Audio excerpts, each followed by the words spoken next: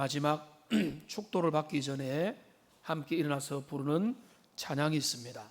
그 복음송 찬양의 후렴을 2번을 부르는데 그 내용의 가사는 이렇게 되어 있습니다. 하나님의 꿈이 나의 비전이 되고 예수님의 성품이 나의 인격이 되고 성령님의 권능이 나의 능력이 되기를 바라고 원하고 바라고 기도합니다. 이렇게 되어 있는데 어느 교회에서 이 찬양을 예배 중에 불렀는가 봅니다.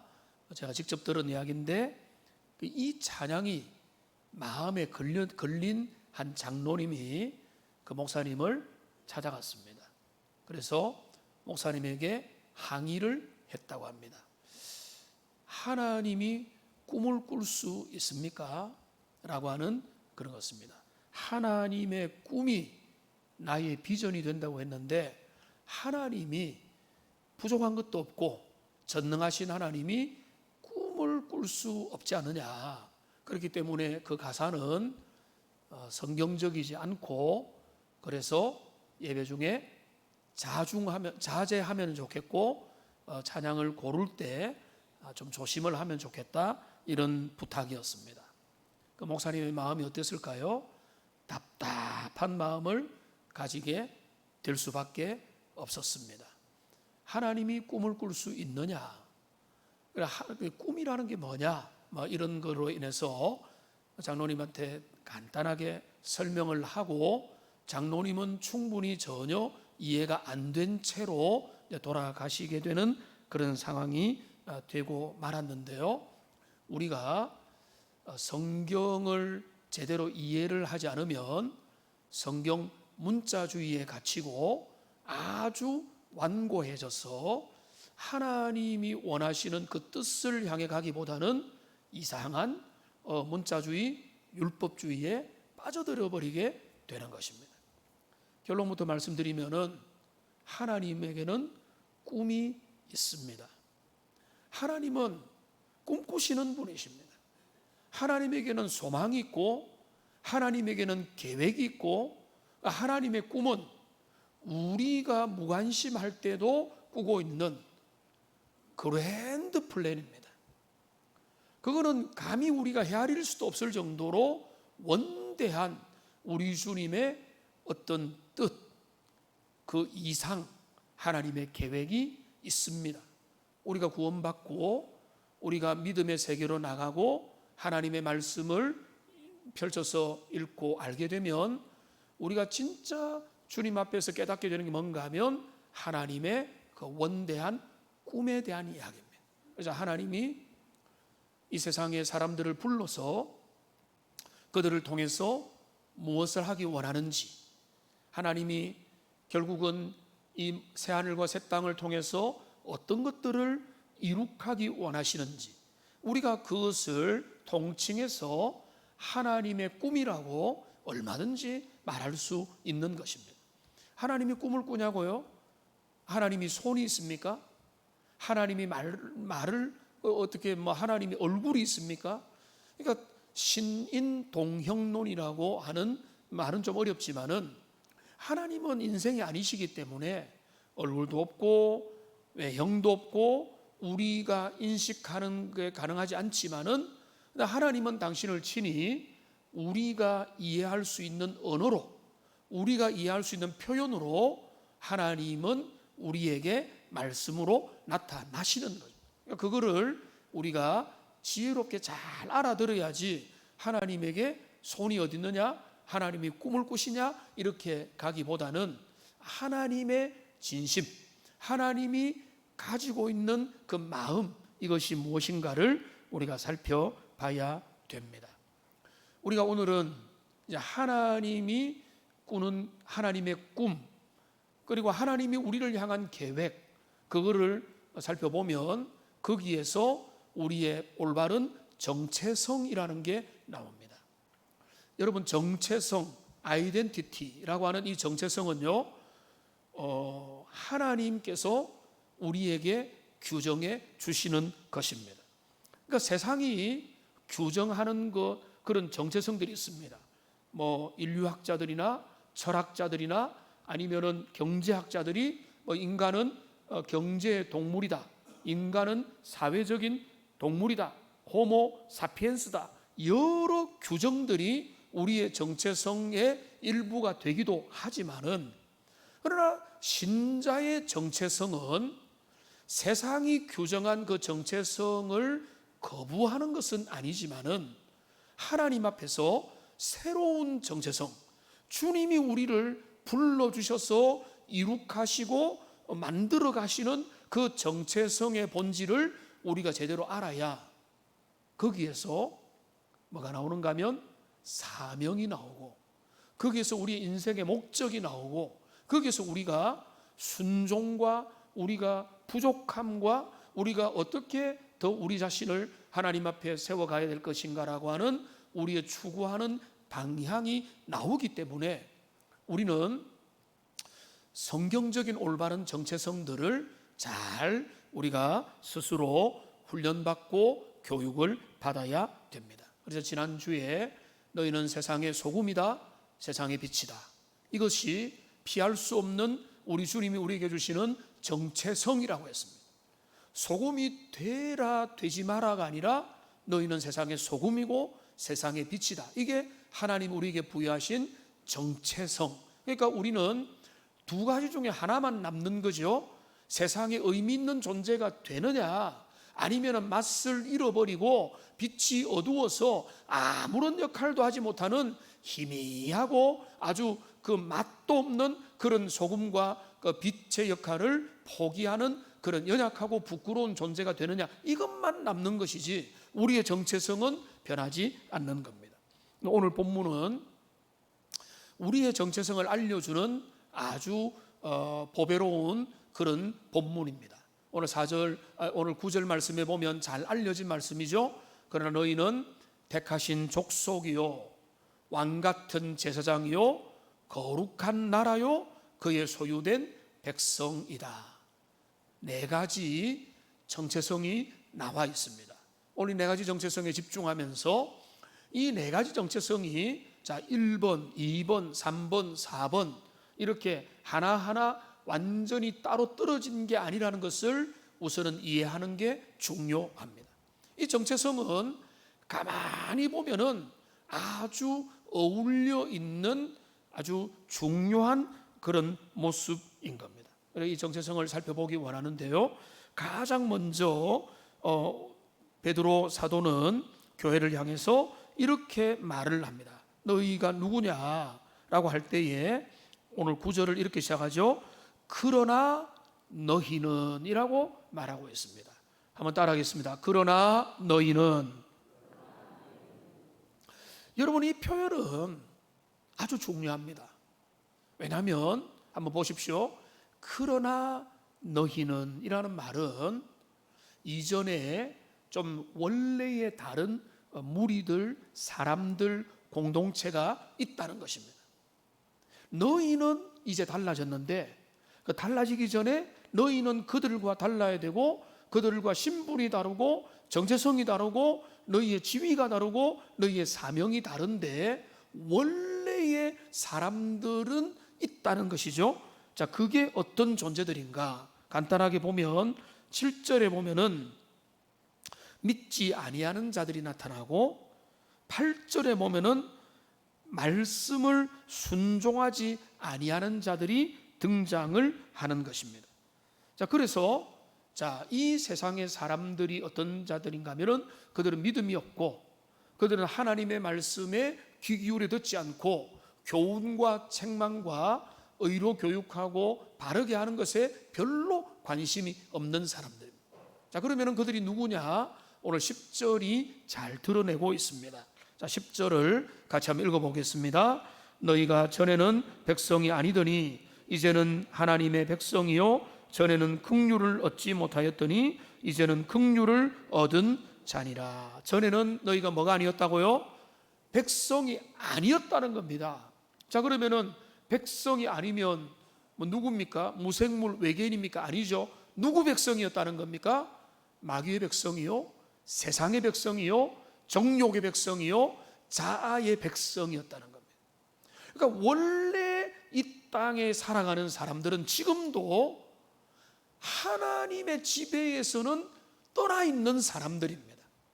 세상 가운데서 세상이 부여한, 그리고 여러 주변과 환경과 성장의 배경에서 부여받은 그 정체성을 안고, 그리고 경쟁과, 그리고 국가와 또 사회와 여러 가지 주변의 가정과 가문과 또 그 시대의 정신의 세례를 받아서 그 시대의 사람으로 그들은 하나님의 백성과 관계없는 그런 사람이었다는 겁니다. 그거를 우리 예수님께서는 극단적으로 말씀합니다.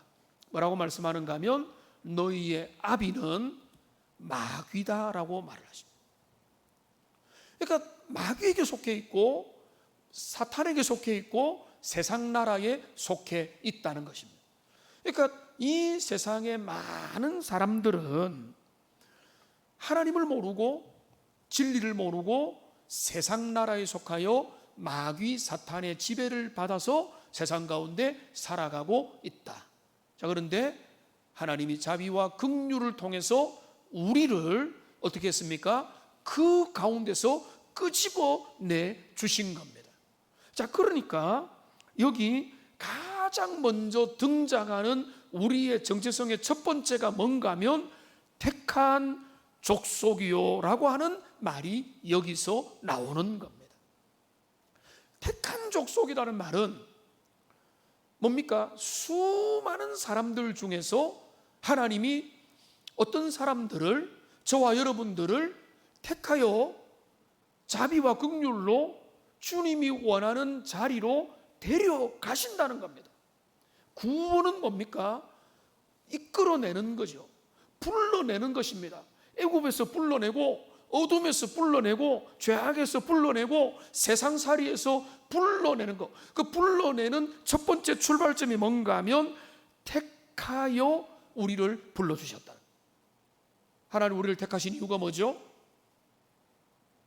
그건 뭔가 하면 그분의 자비와 긍휼인 겁니다. 우리에게는 근거가 없습니다. 우리에게 근거를 찾으려고 하면은요, 하나님의 선택에서 위반이 돼요. 나는 좀 잘생겨서, 우리 가정은 머리가 좀 좋아서, 우리는 좀 최선을 다하고 성실한 사람이라서 하나님이 우리를, 저와 여러분들을 택하여 하나님의 구원의 백성으로 불러주셨습니까? 천만의 말씀입니다. 여러분, 이스라엘을 주님이 불러신 이유는요, 오히려 정반대로 설명이 됩니다. 그들을 왜 부르셨는가 하면은 그들은 숫자도 별로 없고 그들은 능력도 별로 없고, 오히려 그들을 불러야 누구가 드러납니까? 하나님의 구원의 능력이 드러나는 거예요. 왜? 그들은 열방에 비해서 시시한 존재들이기 때문에. 여러분들이 시시하고 의미 없는 존재란 말이 아니라 세상 가운데서 내 힘과 내 자격과 내 실력을 보고 주님이 어떤 커트라인을 정해가지고 여러분을 불러내신 게 아니고, 다만 주님의 자비와 무한한 긍휼과 주님의 사랑 때문에, 그리고 그 택하심의 이유는 뭔지 아세요? 우리는 몰라요. 하나님의 기준을 몰라요.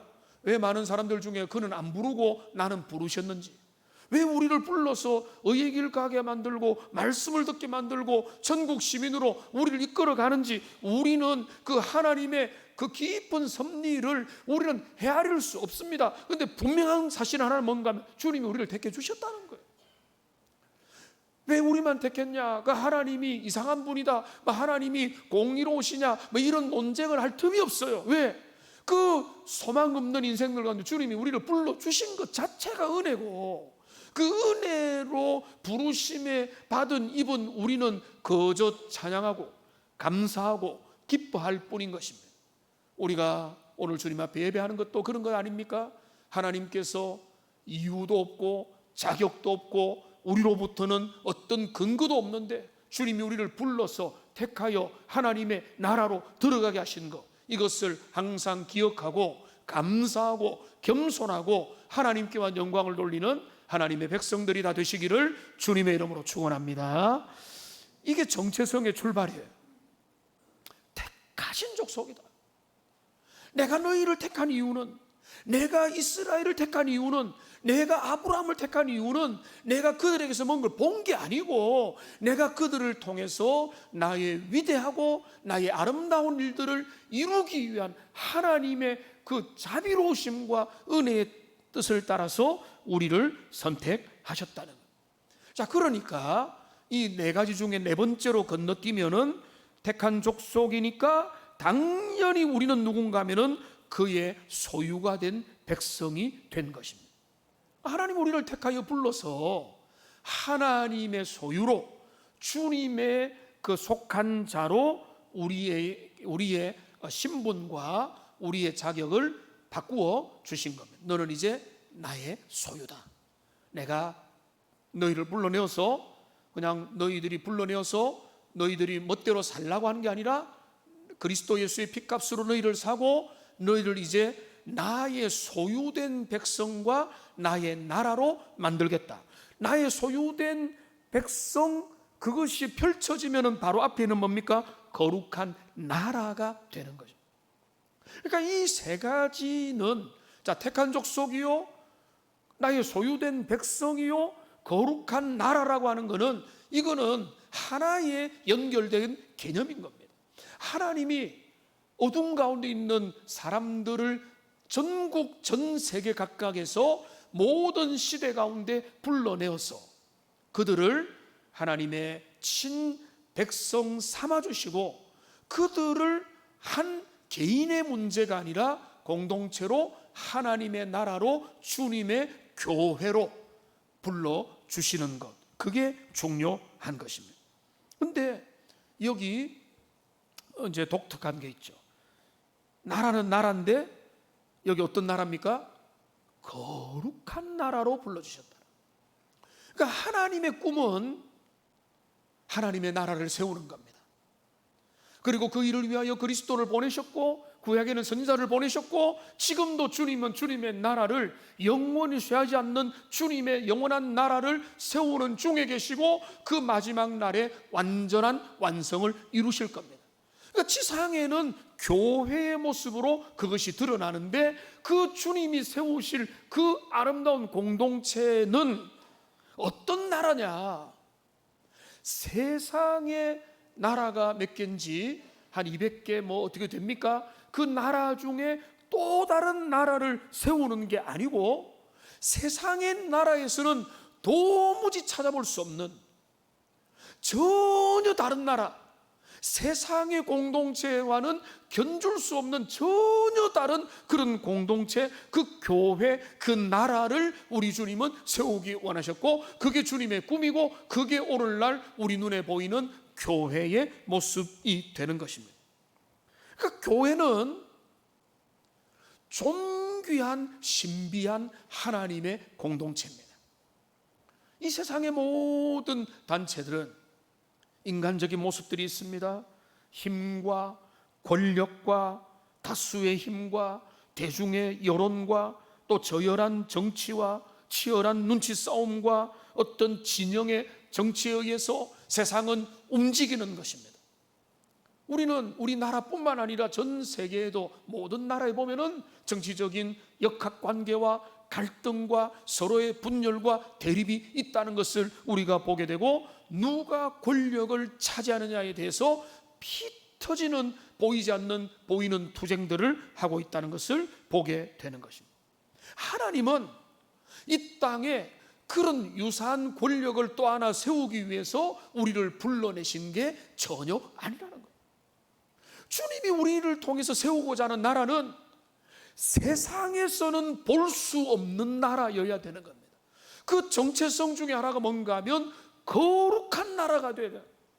거룩한 나라, 거룩해지고 그리스도로 말미암아 거룩해지고 우리 주님 아버지를, 거룩하신 아버지를 닮아서 거룩을 향해 달려가는, 거룩을 본받고 거룩함을 향해 달려가는 거룩한 공동체 교회로 주님이 이 땅에 우리를 부르셨다. 그게 우리의 정체성입니다. 소금과 빛이 낯을 내고 빛을 밝히고 우리 교회가 거룩해질 때에 그 정체성이 빛나고 드러나는 것입니다. 교회가 세상과 똑같이 살고 교회가 세상보다 더하고 세상과 다를 바가 없으면은 거룩이 손상되는 것이죠. 빛을 잃어버린 거죠. 맛을 잃어버리는 것입니다. 그러면은 뭡니까? 밖에 버리고 밟힐 뿐이라고 이야기를 하고 있는 것입니다. 여러분, 교회의 비전, 하나님이 세우기 원하는 교회에 대한 꿈을 여러분 회복하게 해야 됩니다. 우리는요, 그것을 어느 정도는 알고 있지만 이런 말들을 하고 이런 생각들을 합니다. 교회 와서 교회는 목사님이 거룩한 말씀을 하고 아주 옳은 말을 하고 정말로 하나님 앞에서 거룩한 뜻을 배우고 있지만은 교회 생활 해보니까 또 사람들 가까이 보니까 사람의 냄새 너무 많이 나고 인간적인 냄새 불 풍기고 서로 싸우고 서로 좀 아주 세상과 다를 바 없는 그런 모습도 눈에 보인다라고 하면서 어떻게 생각하는가 하면 사실 그러면서 이제 믿음의 선배들은 또 이렇게 합니다. 원래 교회가 그런 데야. 원래 그래. 교회는 원래 그런 거야. 저도 그런 말 주변에서 많이 들었거든요. 원래 그런 데. 여러분, 교회가 원래 그런 데입니까? 주님이 그것을 위해서 교회로 불렀습니까? 그건 아닙니다. 우리는 연약함이 있습니다. 우리는 부족함도 있습니다. 우리는 허물도 있습니다. 넘어질 수도 있습니다. 여러 가지 실패하고 연약할 수도 있지만은 그게 우리의 가야 될 길은 아니에요. 그게 우리의 수준이야. 우리의 수준이 낮아진 겁니다. 주님이 원하는 꿈은 훨씬 더 높아요.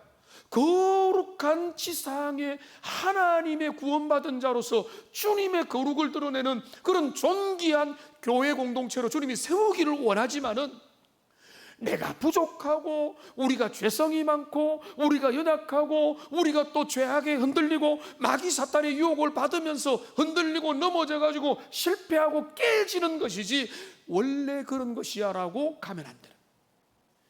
그 부족함을 볼 때마다 동의하고 슬퍼하고 그 부족함도 끌어안고 용납을 해야 되지만 교회가 원래 그런 곳은 아니에요. 우리 주님은 그저 그런 공동체를 세우기 위해서 십자가 지신 것도 아니고 그렇게 우리를 불러내신 것도 아니에요. 불러내어서 때로는 실수하고 넘어지고 약할지라도 우리는 주님이 원하는 그 꿈을 잊지 말아야 됩니다. 하나님 우리를 부르신 거는 너희 그냥 인간적으로 살아라. 세상에 많은 교회들 그냥 지지부진하고 서로 치열하게 싸우고 너희 모습대로 그냥 살고 정욕대로 본능대로 살다가 내가 너를 구원시켜 줄게. 이게 주님의 꿈일까요? 전혀 아닌 겁니다. 우리 주님은 우리를 택하여서 우리를 불러서 은혜 주시고 구원을 베풀어 주시고 그리스도의 보배로운 피를 흘려주시고 우리를 자녀 삼아 주셔서 뭡니까? 거룩한 나라로 거룩한 존귀한 백성으로 주님을 닮아가는 그 백성으로 우리를 부르신 겁니다. 우리는 이중적인 시각을 같이 가져야 됩니다. 우리의 연약함과 부족함을 항상 인정하되 우리의 꿈은 포기하지 말아요. 주님이 원하는 높은 가치를 항상 바라보면서 연약함을 또 애통해하고 또 보듬어주고 또다시 힘을 내어서 교회가 가야 될 그 비전과 꿈을 절대 잊지 말고 주님 앞에 함께 나아가는 주님의 백성들 다 되시기를 주님의 이름으로 축원합니다. 요한복음 18장 36절에 보면은 우리 주님이 이렇게 말씀하십니다. 내 나라는 이 세상에 속한 것이 아니다. 여러분, 이 말씀도 오해를 하시면 안 됩니다. 내 나라는 이 세상에 속한 게 아니다. 저 하늘에 속한 것이니 이 땅에서는 견디어 살다가 죽고 난 다음에 주님의 나라에 들어가면 된다. 천만의 말씀. 내 나라가 이 세상에 속한 것은 아니다라는 말은 뭔가 하면 너희는 이 땅에서 그 나라를 포기하라는 말이 아니라 이 세상에 속한 이 세상에서 발을 딛고 살지만 주님의 나라가 이 땅에 이루어지기 위해서 너희는 그 나라에 속한 자로 이 땅에서 몸부림치고 사랑하고 인내하고 기도하며 너희가 헌신하고 씨를 뿌리라. 그래서 여러분 주기도에 기도를 드릴 때마다 어떤 기도를 드립니까? 나라가 임하옵시며 주님의 나라가 내 삶 가운데, 우리 가정 가운데, 우리의 공동체 가운데, 우리의 이웃들 가운데 주님의 통치가 임하는 겁니다. 주님이 원하시는 뜻이 이루어지면은 그게 주님의 나라가 임하는 것이에요. 그러니까 우리가 정말로 주기도를 하고 정말로 주님의 뜻을 올바로 깨달았다면 우리가 이 땅 가운데서 거룩한 나라를 세우고자 하는 그의 소유된 백성이요, 우리를 택하여 그의 백성 삼으시고 거룩한 나라로 이 땅에 세우고자 하는 우리 주님의 교회 비전, 그 꿈을 절대로 잊어버리면 안 되는, 이상은 높게 그러나 현실 가운데서 이것이 주님이 우리를 향해서 부르시는 목적이 되는 겁니다. 그런데 이 세 가지가 연결되죠. 택한 족속, 그의 소유된 백성, 그의 거룩한 나라. 그러니까 택하여 불러서 하나님의 소유 삼아주시고 주님의 백성, 주님의 나라, 주님의 교회로 우리를 불러주셨다. 이게 다 연결되는 개념, 1, 2, 3, 4 뭐 이런 게 아니라 연결되는 개념인데, 이 중에 아주 독특한 개념이, 우리의 정체성이 하나 있습니다. 그게 뭡니까? 제사장 나라입니다. 왕 같은 제사장으로 우리를 불러주셨습니다. 설명이 시간이 부족하니까 간단히 말씀드리면은, 왕 같은 제사장이니까 왕적인 통치를 하는 제사장입니다. 자, 이분의 대표가 누굽니까? 그리스도 예수입니다. 예수님께서 부활하여서 하늘과 땅의 권세를 받았죠. 왕이시죠. 그런데 이분이 누굽니까? 하늘의 대제사장으로서, 우리 장로님 기도에도 거기 나와 있지만은 지금도 우리를 위하여 기도하고 중보하고 계시는 대제사장이 있어요. 그러니까 그분은 왕이요 대제사장이다. 멜기세덱을 따라가는, 구약의 멜기세덱을 따라가는 왕이요 대제사장이다. 당연하신데 우리도 그분 안에서 그런 역할을 한다고 하고, 요한계시록을 보면은요, 우리가 새하늘과 새 땅에서는 주님을 경배하지만은 또한 뭔가 하면은 우리가 다스릴 거라고 하는, 어떤 모습에 다스릴지 우리는 몰라요. 에덴 동산에서 아담이 온 에덴을 통치하고 다스리고 이름을 짓고 했던 것처럼 천국에서 우리에게 할 일이 있을 겁니다. 왜냐하면 다스린다고 했으니까. 우리는 성경대로 믿는 사람이잖아요. 하나님 그리스도 안에서 우리가 주님이 주시는 은혜 가운데서 다스리니까 우리에게도 왕적 통치를 하는 겁니다. 그리고 뭡니까? 여기 아주 미묘한 표현입니다. 우리를 불렀는데 누구로 불렀는가 하면은 제사장으로 불렀다는 것입니다. 근데 여기 이 제사장으로 불렀다. 구약에는 제사장으로 불렀죠. 근데 이게 구약이 아니잖아, 신약이잖아. 여기 뭐라고 했습니까? 여기 누구를 제사장으로 불렀죠? 사도입니까? 선지자입니까? 특정한 그룹들입니까? 목회자들입니까? 장로님들입니까? 여기 제사장으로 부른 사람은 누굽니까? 그러나 너희는 이라고 할 때 너희는 누굽니까? 너희는 베드로 전서 편지를 받는 성도들 전체죠. 그죠? 자, 그렇다면 그 성도들 전체라는 말은 이거를 한 단계만 더 확장해 보면은 바로 저와 여러분들 모두가 거룩한 제사장이라는. 그러니까 제사장이라고 하는 정체성으로 하나님이 그 시대의 죄악된 세상 가운데 자기 백성들을 하나님의 무한한 자비와 긍휼로 그들을 부르신다는 겁니다. 자, 그러면 제사장은 뭐 하는 사람이냐? 어떤 역할이냐? 제사장의 역할이 여기에 나와 있습니다. 5절을 보시면은 나와 있습니다.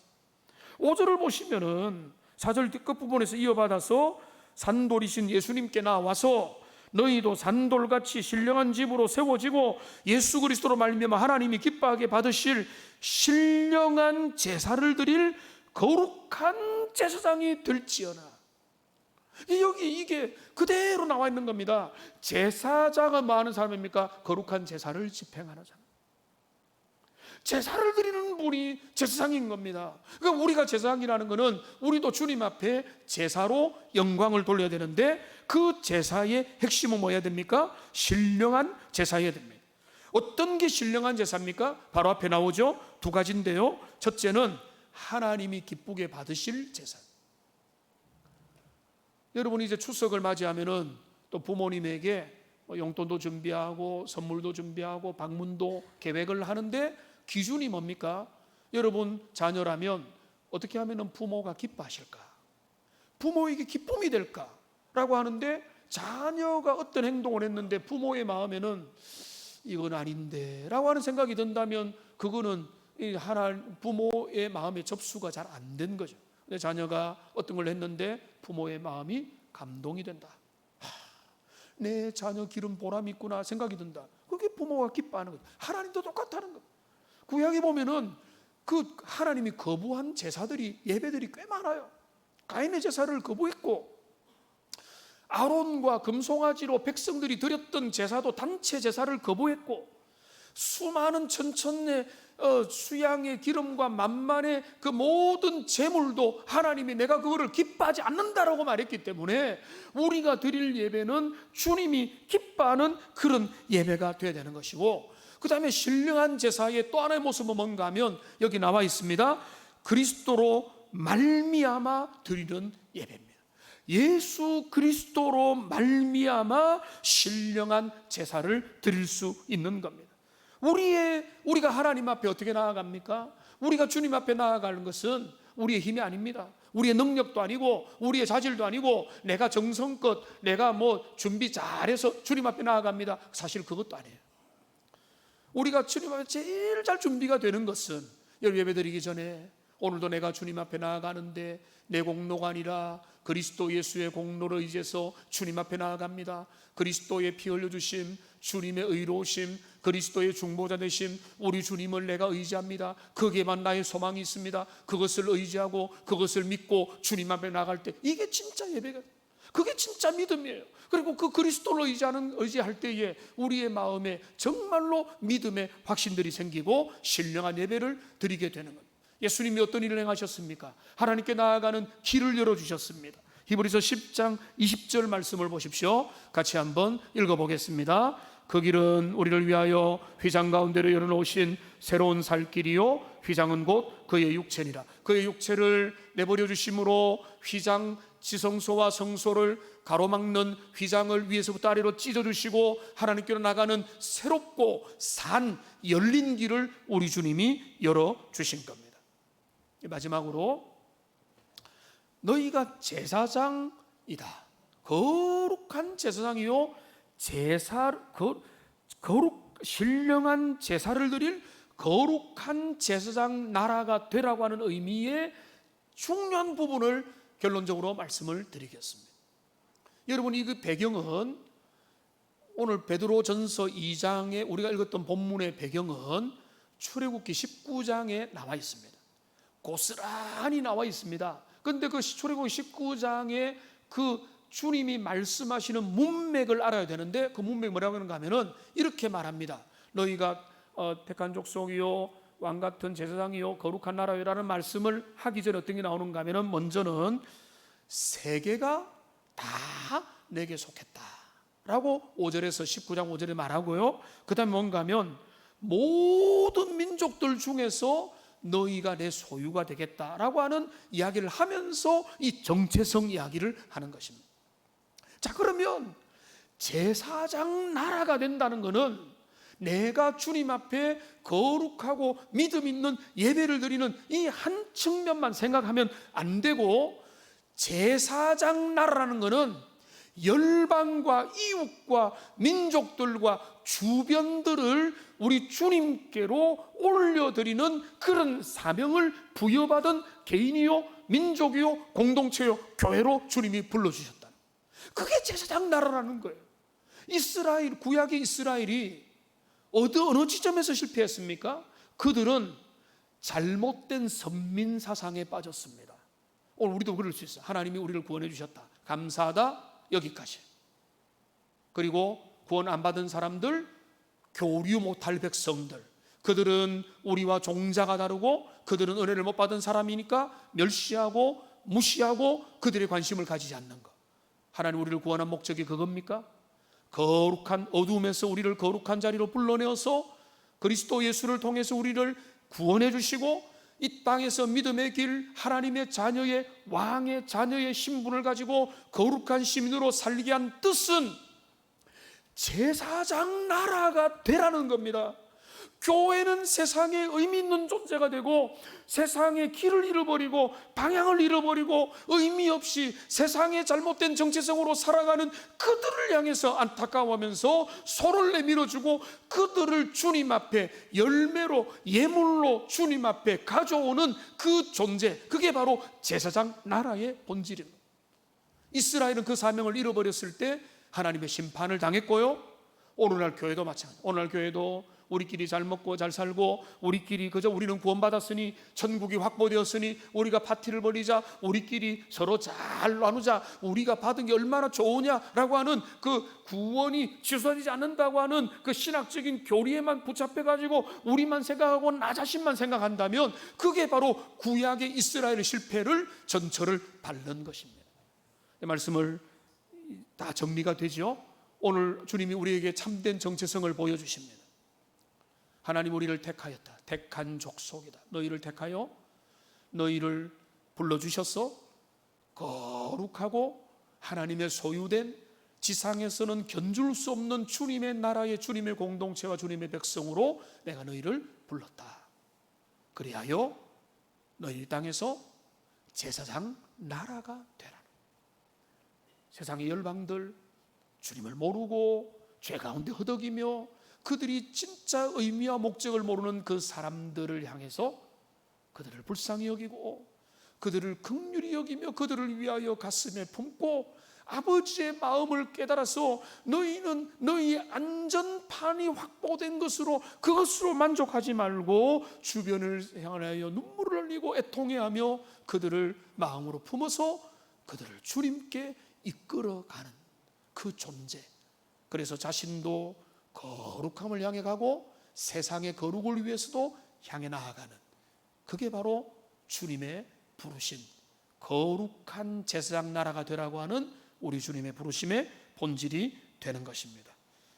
이제 오늘 우리는 그 사명을 감당하기 위해서 일평생 그렇게 애를 써야 되는데, 올해는 코로나19의 여러 가지 애매함과 어수선함을 이제 벗어 던져버리고 우리를 부르신 그 사명에 충성하기 위하여 우리는 올 가을에 11월에는 전도축제를 하기 원합니다. 전도축제를 좀 이번에는 우리 온 가족들이 주님 앞에 올 수 있도록 그들을 주님께로 이끄는, 우리의 가정구원은 주 예수를 믿으라 그리하면 너와 내 집이 구원을 얻으리라고 하니까 가정구원은 우리의 피할 수 없는 우리의 숙제고요. 또 우리의 이웃들 중에, 형제들 중에, 친구들 중에, 교우들 중에, 직장인들 중에서 주님을 모르고 주님에게서 멀어진 이들을 주님께로 이끌어가는 그런 마음들과 기회들을 기도하면서 가져야 되는 것입니다. 그래서 여러분, 지금 이 시간에는 우리가 VIP 새 가족들을, 우리가 VIP 태신자들을 작정하는 시간을 좀 가지겠습니다. 주보 안에서 잠시만요. 주보 안에서 내용을 보시고 여기에서 여러분들이 앞에 이제 우리 장로님들, 집사님들 나오셔서, 원사님 나오셔서 펜을 필요한 분들 나누어 드릴 겁니다. 여기에 보시면은요, 반주는 조금 이따 해주세요. 여기 제가 설명을 먼저 드릴게요.